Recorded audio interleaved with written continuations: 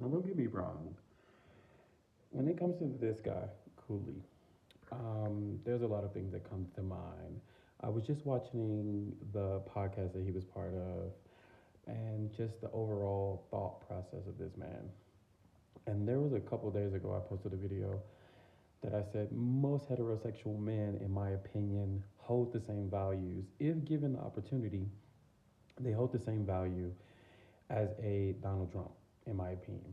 And a lot of people may think this guy right here is no different than this guy because he's white, he's black, he has more power. But given the circumstances, if you give him the same amount of power as you would give that this man already is born with, inherited, things like that, he has the same exact views.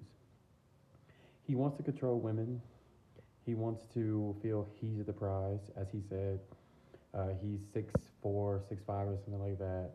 Black guy with braids, and he is the prize, which kind of is ass itself, because in his household he doesn't even date black women. He has mixed race children.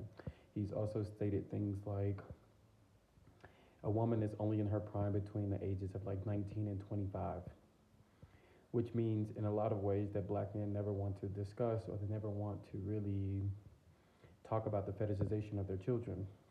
Let's be honest. He said that a woman does not have power unless she is beautiful. That's what makes the world go round. That's what a woman, that's her value, it's in her beauty. And let me tell you why that's fetishization. Because he went out, because in his brain, having a mixed race child is beauty. That's beauty to him.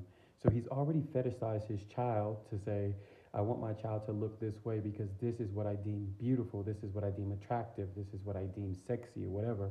I'm not saying that he feels like that about his child, but the outer thing of what he's putting out is that these are his views, these are his real life views. And when he says that the Me Too movement is basically just women just making some shit up, he means that.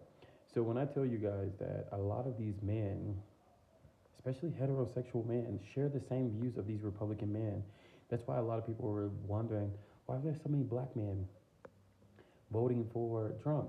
Because they have the same views. They want to control the women. They feel that they have earned this spot. It's the same thing as on the same podcast, the men were sitting there and saying, we need a side chick because it keeps things in order. But this is their hierarchy. This is their mindset of them thinking, this is what a real man does. This is what real men do. When in actuality, they're hurting families, Cam Newton. They're hurting families, Kanye. They're hurting families, DaBaby.